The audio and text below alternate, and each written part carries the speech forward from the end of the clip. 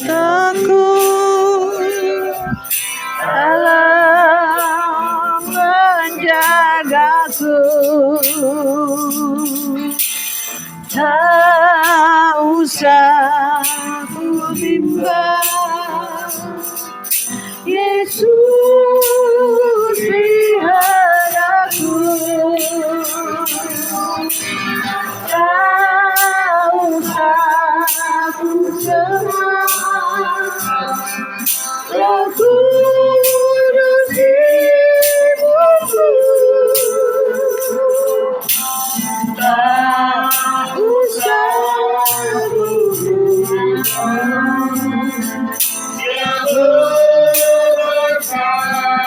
Ibu El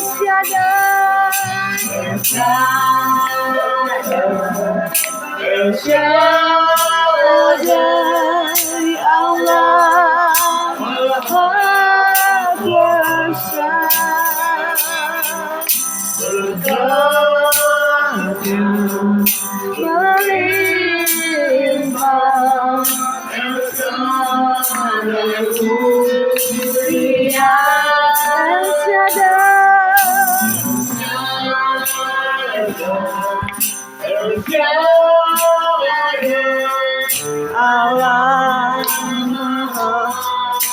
Kuasa,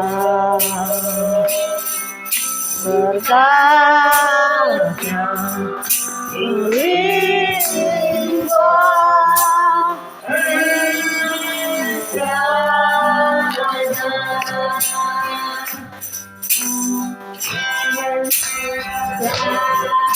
melimpah,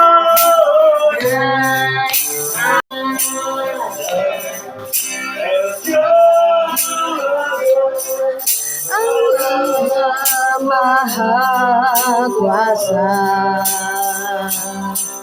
Dia besar, Dia besar, El Shaddai, Dia El Shaddai, El Shaddai, El Shaddai, Allah Maha Kuasa,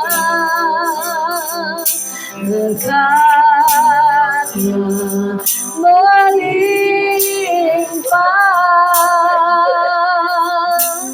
El Shaddai.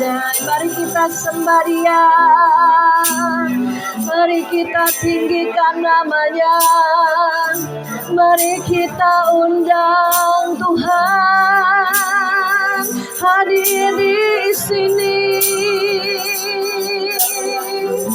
Biar Engkau bertata atas pujian penyembahan kami. Kami mau senangkan hatimu, kami mau meninggikan namamu, kami mau mencari rencanamu Tuhan. Biarlah Roh Kudus menjamah kami semua,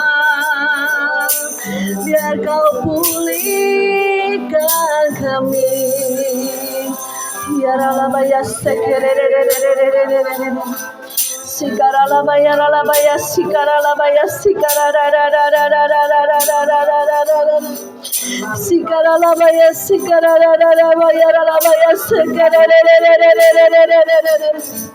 kami undang El Shaddai, Kau hadir di sini. Allah yang menyediakan tepat pada waktunya. Kami tidak perlu takut khawatir, karena Engkau yang memelihara hidup kami Tuhan. Haleluya.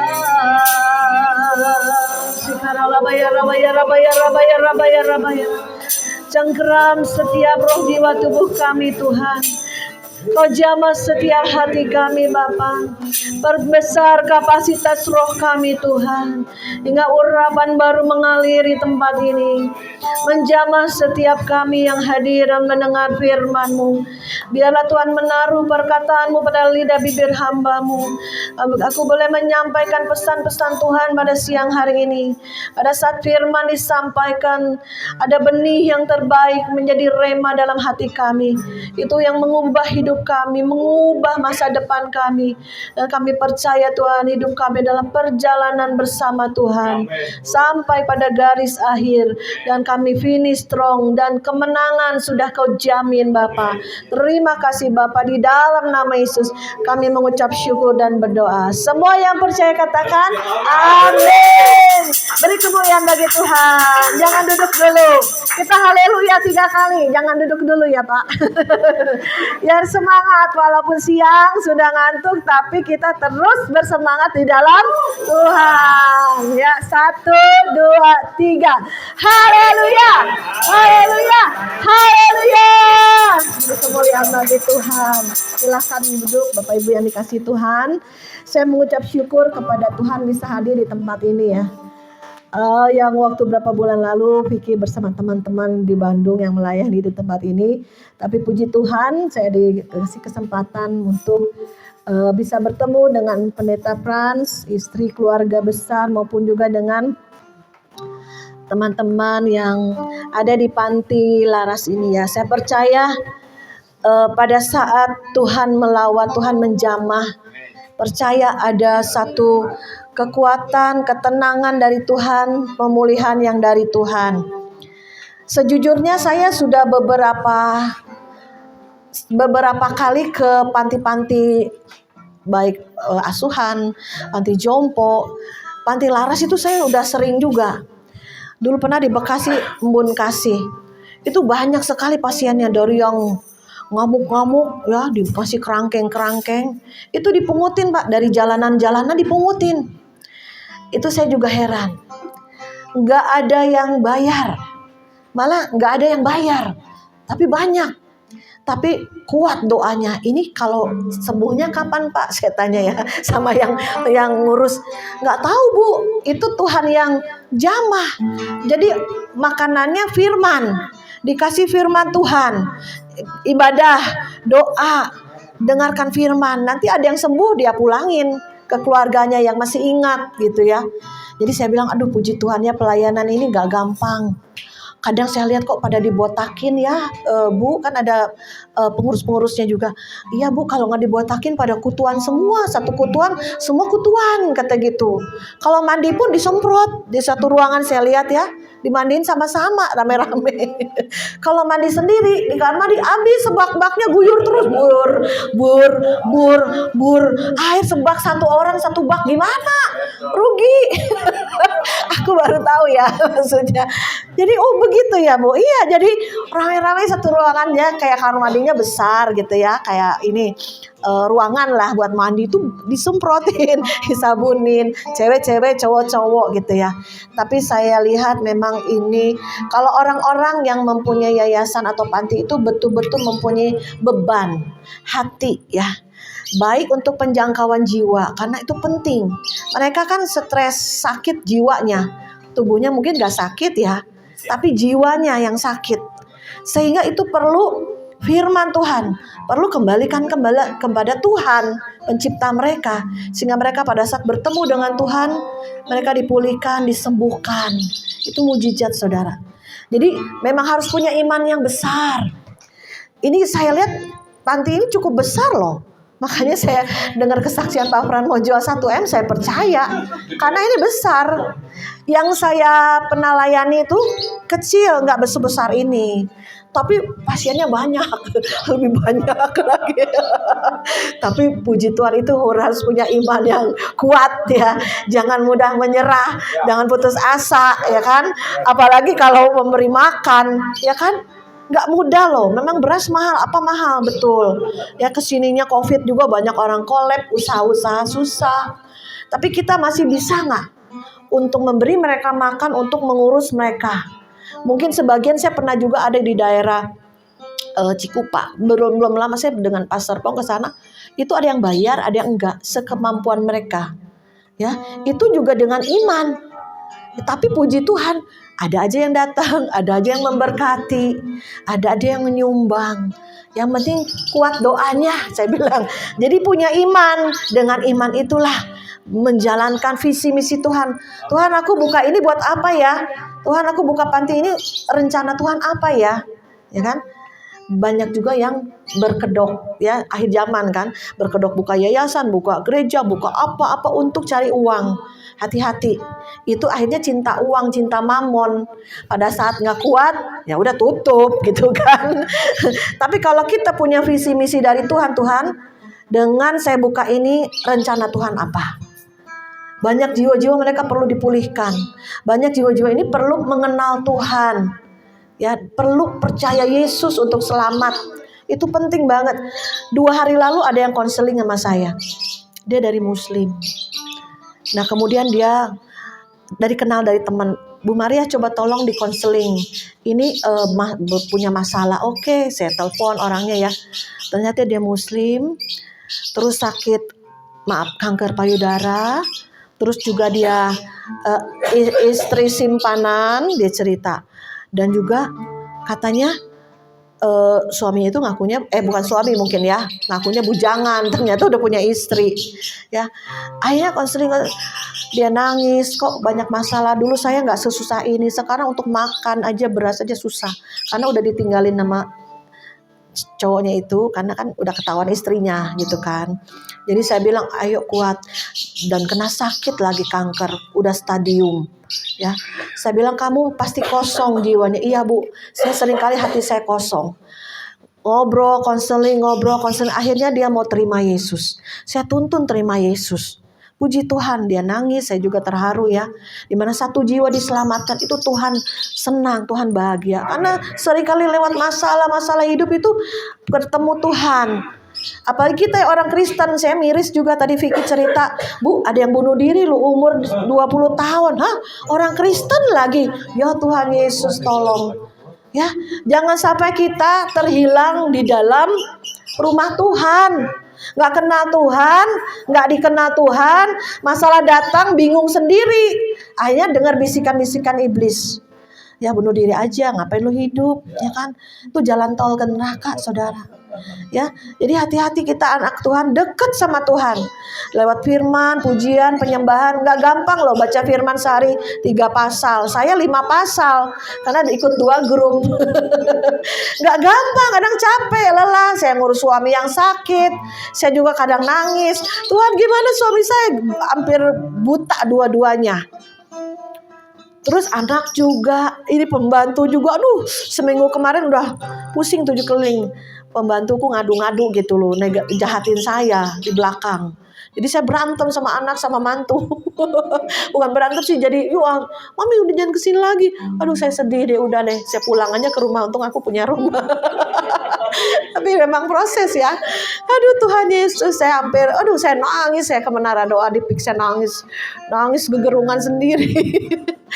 Itulah proses. Tapi sekarang udah baikan lagi, lebih baik lagi. Mungkin harus ada komunikasi yang lebih baik lagi gitu ya. Memang kadang bisa tiba-tiba setan tuh kasih bisikan-bisikan ya. Nah Mbak juga gitu, kok aku gak nyangka aku baik sama dia, kok dia jahat, di belakang jelek-jelekin, fitnah-fitnah gitu loh ya. Jadi saya bilang, oh Tuhan Yesus tolong, saya bilang. Jadi setiap kita punya masalah, setiap kita punya persoalan ya. Setiap anak-anak Tuhan, orang benar, orang fasik punya masalah. Yang belum punya masalah, tunggu, pasti masalah datang. Karena tidak ada cara lain Tuhan untuk memproses hati kita, membentuk karakter kita. Apakah engkau tetap mau jalan, apakah engkau tetap cinta Tuhan, atau engkau mau murtad, atau mungkin Pak Fran tetap mau masih melayani di jiwa-jiwa, atau mundur ya. Jadi kita harus cari Tuhan, cari rencananya, dekat Tuhan, dengar suaranya ya. Saya juga kemarin ada ipar konseling juga.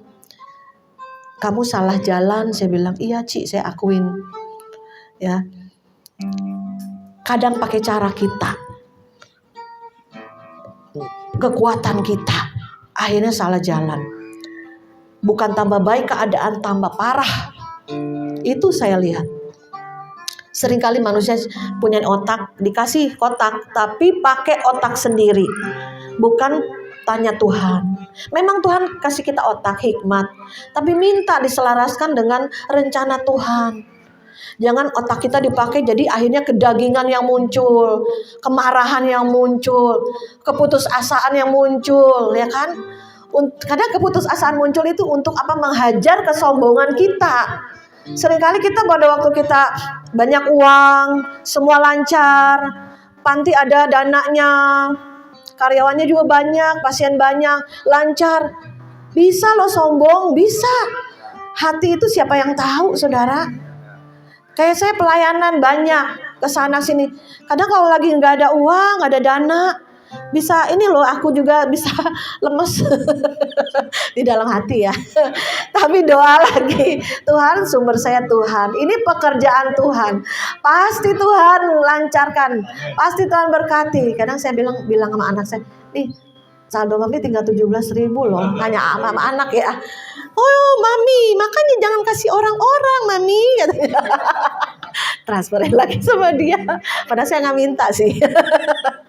Tapi ya sudahlah, itulah saudara ya. Jadi kadang kalau hati pelayanan tuh beda, saudara. Hati kita tuh nggak untuk kita gitu, nggak untuk saya lagi, enggak.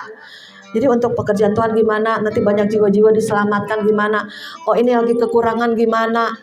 Pas kan ada berapa tempat, nanti satu-satunya japri lagi masalah kekurangan, masalah anak sekolah bayaran, belum beli buku, belum beli ini, belum beli itu. Tapi puji Tuhan loh, saya juga terheran-heran. Bu Maria, ya, entar datang ya ke tempat saya ya. Oh mau apa? Saya mau memberkati, kata mau kasih perpuluhan. Sama ini ada baju-baju anak-anak tuh banyak loh, 200 lusin. Bu Maria mau kasih, Bu Maria mau nanti uangnya buat pelayanan, atau Bu Maria mau kasih yang kekurangan, Bu Maria boleh dah. Oh iya deh, saya ambil saudara. Udah itu satu mobil tuh penuh, depan tengah sama belakang penuh saudara. Oh penuh saya bawa. Udah sebagian sih udah bagi nih, ada yang di Tangerang yang jemaatnya masih kekurangan, saya bagi-bagiin ya berapa lusin. Kamu mau jual, kamu mau buat pelayanan, kamu buat apa terserah, nggak usah kembaliin uangnya ke Cimaria gitu. Udah. Terus yang satu pinter, ke pasar kali ini langsung borongin semua, dapat duit langsung. Bisa berapa lusin ya? Oh dia, ada lagi nggak Cimaria? Ada lagi nggak? Ya, nanti ya yang lain biar kebagian dulu. Ada lagi saya tanyain, mau nggak? Aduh saya mah bukan orang dagang, kasih yang lain aja. Ya udah, ya kan? Kita kan nggak maksa ya. Itu sudah. Terus 2 hari kemudian, Bu Maria ambil lagi, tahu saudara, dari siang sore saya nggak bisa, saya lagi jaga cucu sama suami. Besok aja ya, nggak bisa. Besok udah kunci, udah mau serahin kunci. Tahu nggak saudara, diteleponin dari jam 8 di 9 sampai jam 12 malam. Saya pikir udahlah. Mungkin dia kasih orang lain. Jam 11:30 malam masih telepon, Bu Maria ambil ya, kayak didorong-dorong, didesek-desek, ambil ya. Waduh gimana nih, tahu nggak saudara, suami saya lagi tidur 11:30, ayo Pi bangun Pi, kan anak udah pulang ya nungguin cucu, ayo Pi bangun Pi, kita ke jembatan 5 lagi, kita ngambil lagi. Lu ya, masa segitunya jam 12 malam kita ke rumah orang nih, jauh loh perjalanan 1,5 jam loh saudara. Itu dari Cikupa ke kota. Suami saya udah ngomel-ngomel, lu ya mau dibudakin orang ya katanya. Biar aja kalau teman-teman lu yang kekurangan yang susah, biar dia aja ambil sendiri ke sono. Tapi kan dia taunya saya gitu loh. Lu ngapain sih? Nanti lu udah ambil capek-capek tengah malam lu ambil ya. Lu nanti lu bagi-bagiin ya ke orang-orang semua katanya. Lu mau ya dibudakin katanya gitu saudara. Itulah saudara, kalau punya hati pelayanan beda saudara. Ya kan? Ya udahlah, aku juga kan buat nolongin orang. Tahu saudara, lucunya. Dia masih kasih aku, nih buat Bu Maria ya. Puji Tuhan. Suami saya kecipratan juga, udah ngomel-ngomel kecipratan saudara. Udah ngomel-ngomel kecipratan. Yang pertama sekali kecipratan juga, kedua kali dapat juga nih buat hadiah engkau kan ulang tahun, dia suka lihat status aku kali ya. Nah puji Tuhan saya nggak nyangka dia ngasih lagi berapa juta saudara. Maka bisalah kita berbagi-bagi di sini ya. Puji Tuhan. Jadi pokoknya kalau kita punya Tuhan yang hidup, pada intinya cari Tuhan, dekat Tuhan, menyediakan waktu membangun hubungan dengan Tuhan gak gampang. Saya kadang jatuh bangun bertahun-tahun untuk setia di dalam pujian penyembahan kita, di dalam doa-doa kita, di dalam pembacaan firman, di dalam perenungan firman. Itu Tuhan sering berbicara. Kenapa manusia bingung? Gak ada arah tujuan, ya. Seringkali manusia kosong, ya. Gimana nih masa depan saya? Stres, pikirin sendiri. Ya akhirnya ya seperti yang ini, sakit jiwanya gitu. Karena gak ngandelin Tuhan. Ya, ayo deket sama Tuhan, kenal sama Tuhan sehingga Tuhan pulihkan. Amen. Ya, ada satu ayat yang sangat memberkati saya ya, mungkin saudara juga, kita baca di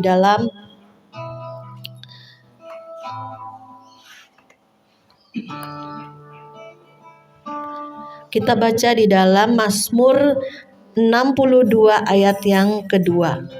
Hanya dekat Allah saja aku tenang. Daripadanya lah keselamatanku. Hanya dialah gunung batuku dan keselamatanku. Kota bentengku, aku tidak akan goyah. Ya amin. Jadi caranya kita tahu visi misi rencana Tuhan dalam hidup kita hanya dekat. Satu doang, hanya dekat Allah saja. Tapi seringkali manusia sibuk dengan pikiran sendiri, sibuk dengan kegiatan sendiri, sibuk dengan pekerjaan sendiri, sibuk dengan keinginan sendiri. Tapi pernahkah kita dekat Tuhan, tanya Tuhan, rencanamu apa dalam hidupku? Maumu apa dalam hidupku? Rencana Tuhan apa dalam keluargaku, anak-anakku, mungkin pelayanan, mungkin gereja. Tanya sama Tuhan. Kita gak bisa dengar suara Tuhan kalau kita jauh. Makanya ayat ini dikatakan hanya dekat Allah saja aku tenang.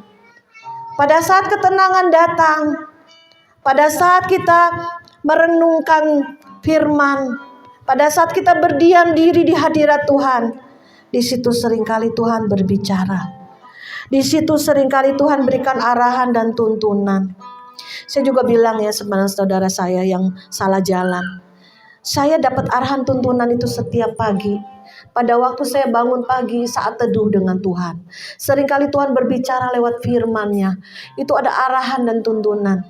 Kalau saya saksikan banyak sekali tragedi, masalah, persoalan dalam hidup saya. Saya bisa lewati satu demi satu dan sampai sekarang saya bisa tetap kuat. Tetap saya bisa melayani Tuhan, mendekat lebih sama Tuhan, dipakai Tuhan lebih lagi. Karena apa? Karena saya rindu terus dekat Tuhan. Karena saya ingin Tuhan, rencanamu apa dibukakan. Jangan mau-maunya kita, jangan dengan kekuatan kita.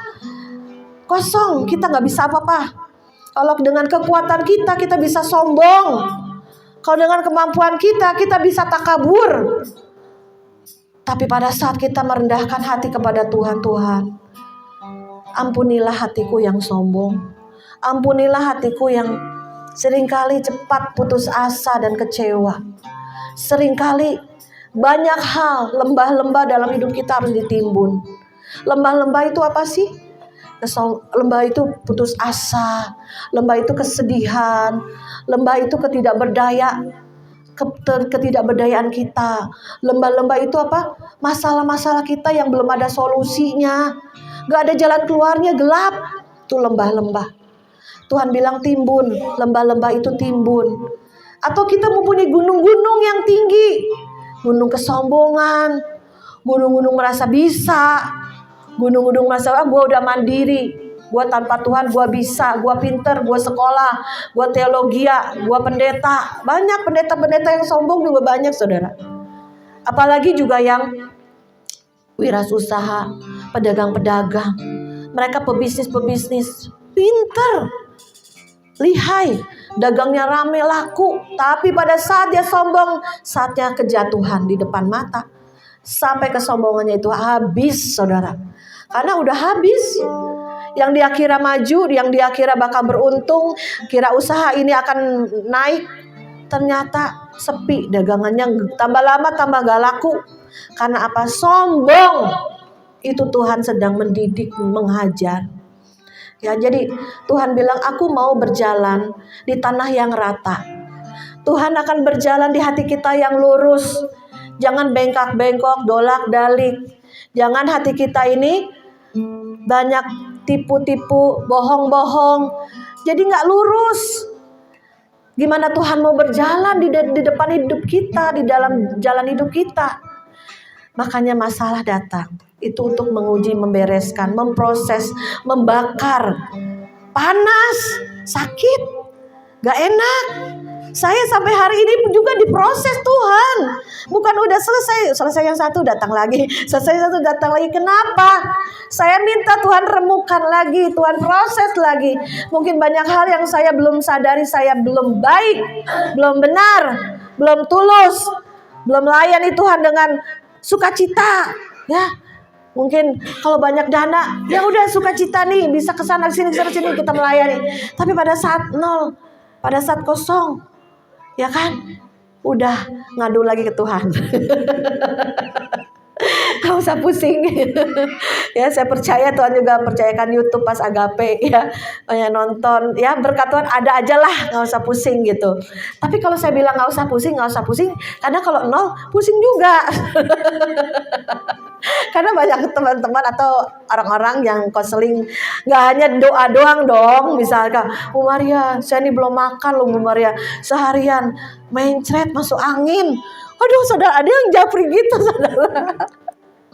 Karena muka lumbung Yusuf dikira Cimaria banyak duit selalu, kali enggak juga.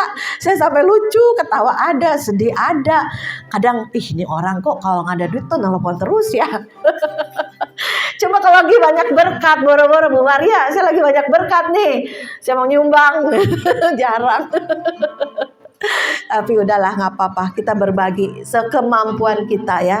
Saya percaya firman Tuhan pada siang hari ini membuat kita tetap kuat di dalam Tuhan. Dan kuncinya hanya dekat Allah saja aku tenang, sehingga iman kita muncul. Amin. Yuk kita bangkit berdiri, kita naikkan satu pujian. Aku pun tenang, Engkau menerimaku dengan sepenuhnya. Walau dunia melihat kita, Engkau memandangku sampai ke kedalaman hatiku.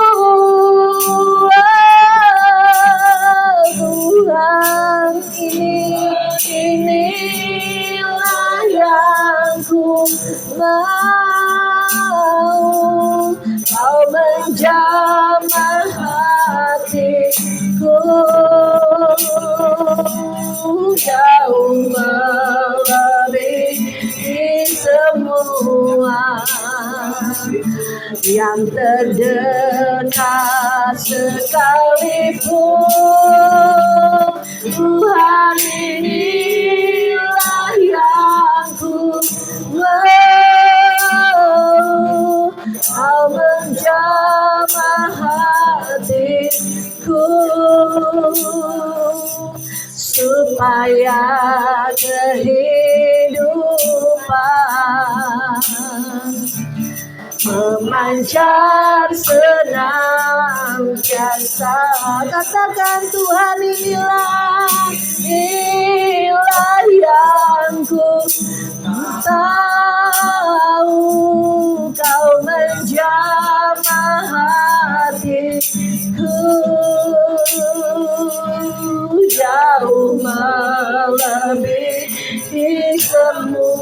semua yang terdekat sekalipun. Tuhan, inilah yang ku mau, Kau menjamah hatiku supaya hidupan memancar senantiasa. Terima kasih Bapa, kami mengucap syukur. Firman-Mu sudah disampaikan, hanya dekat Allah saja hati kami tenang.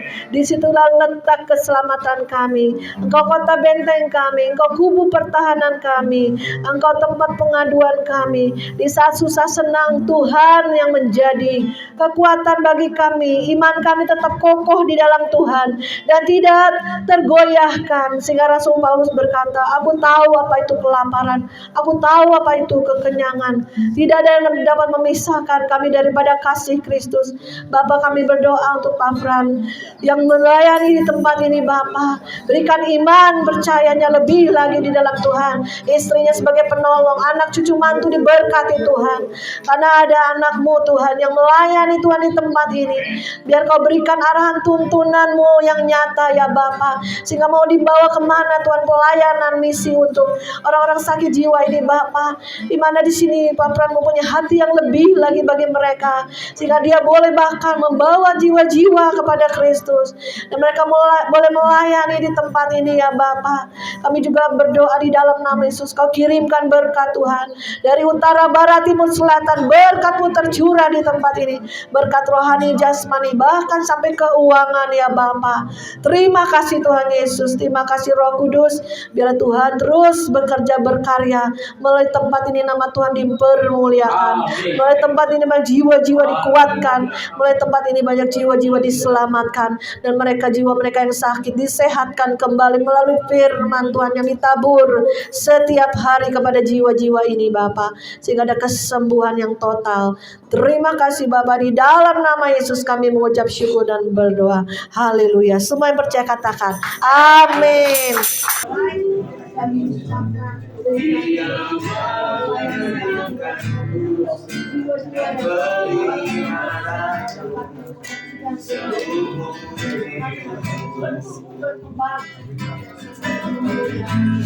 Dia mengenyangkanku dan peliharaku seumur hidupku. Ya, sembuh, saya sembuh, sudah sembuh. Anugerahmu semua karena anugerahmu, bukan karena kekuatan bagiku.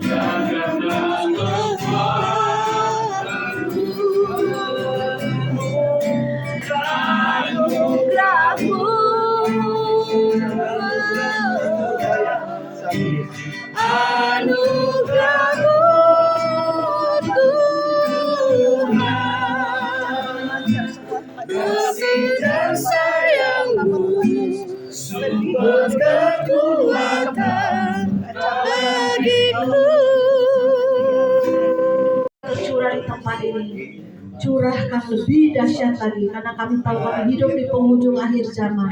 Ada kekuatan roh yang memberikan di tempat ini lebih dahsyat lagi, lebih luar biasa lagi, karena Kau terus memproses, memurnikan hati kami terus Bapa, supaya kami mengandalkan Tuhan sepenuh-penuhnya, dan kita tetap tenang di tengah badai seperti Raja Wali. Badai datang, Raja Wali naik lebih tinggi lagi, dan kami lebih lagi Tuhan masuk dalam kekekalan, kemuliaan di dalam hadirat Tuhan. Itulah tempat persembunyian kami yang tenang. Terima kasih Bapa, acara ini sudah selesai.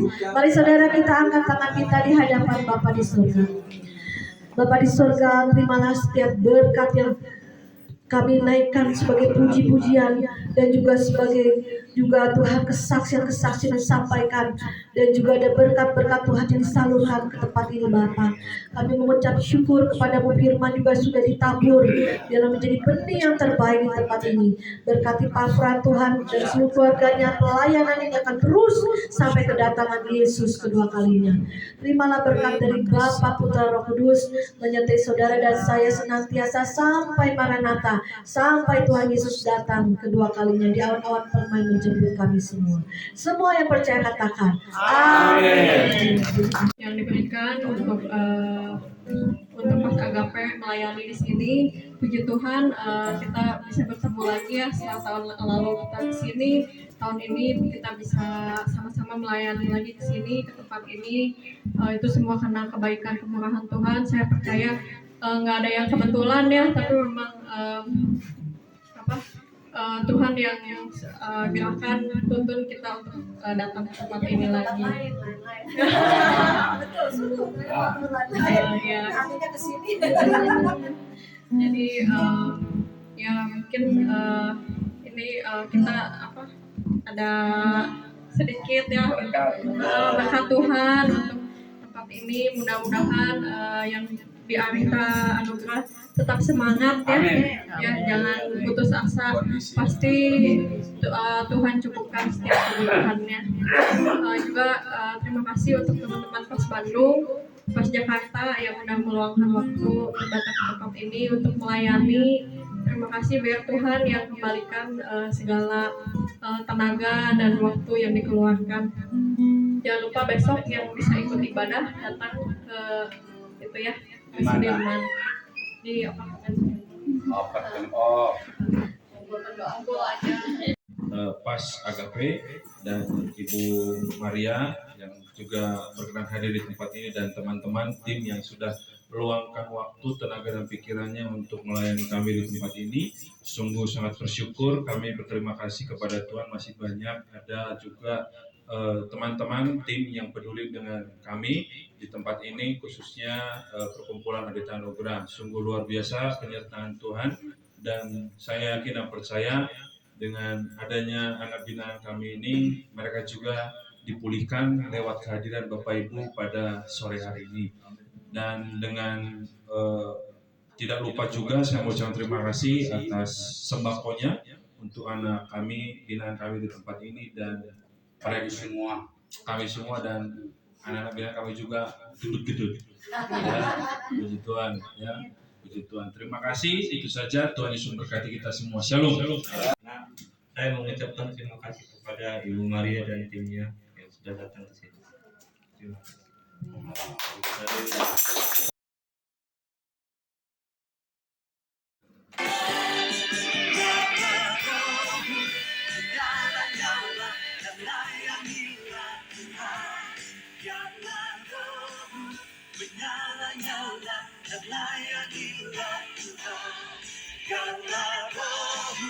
Menyala-nyala